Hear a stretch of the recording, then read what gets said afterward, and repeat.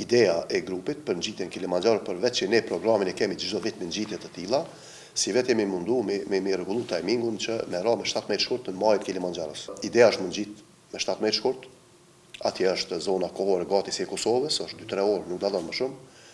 Po dojnë me dërgu një video shpezdhense, po dojnë me dërgu një video deklarative të quaj kështu, me ngrit flamurin për pavarësi, edhe miloni farloj gjurë me kaq si vetë nuk është që e kemi shty shumë agjentën financiare, për arsye se fatmirësisht ata keq që janë aty i kanë pas kushtet me pagu vetë, është në mes 3.500 dhe 4.500, varet ti qyshe shpenzon si ekspedit. Misioni themelor i klubit Alpin Prishtina është promovimi i Kosovës, provimimi i sporteve të alpinizmit dhe të aktivitetet që zhvillohen në natyrë, gjithmonë mrena parametrat sigurisë dhe mrena parametrat që janë vendosur i bashkisë ndërkombëtare.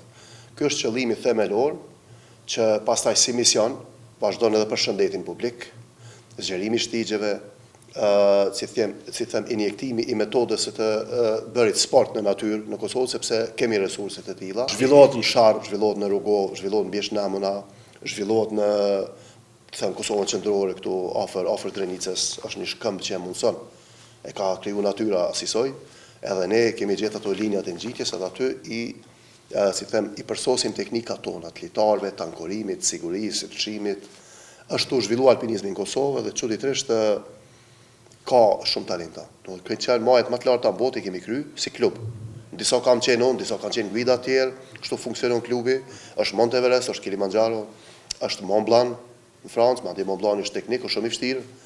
Monte Rosa, Gran Paradiso, për këto të Ballkanit s'po flas, çdo vit shkojmë ka 2-3 herë me grupe, edhe kjo na ka dhënë një përvojë mrena grupit, përvojë e cila fatmirësisht ka bërë të gjenerata tjera, dhe interesant ka të interesuara dhe femra, për guidë malore, madje edhe guida alpine. Ne shpesh kemi marrë vendime me i kthy grupet në gjysë rrugës. Edhe njerëzit jo gjithmonë janë kohë miqësor me neve, ne kemi ardhur, ne kemi do kohën, kemi pagu, kemi ble transport, kemi ble fjetje, qysh mu kthyn atash afër majës, edhe në gjithë çka ne mundemi me negocu. Edhe unë personalisht jam kryetari i klubit Alpin Prishtina, i negocoj të gjitha komponentat e një projekti që ka të bënë me ngjitje, por jo sigurinë.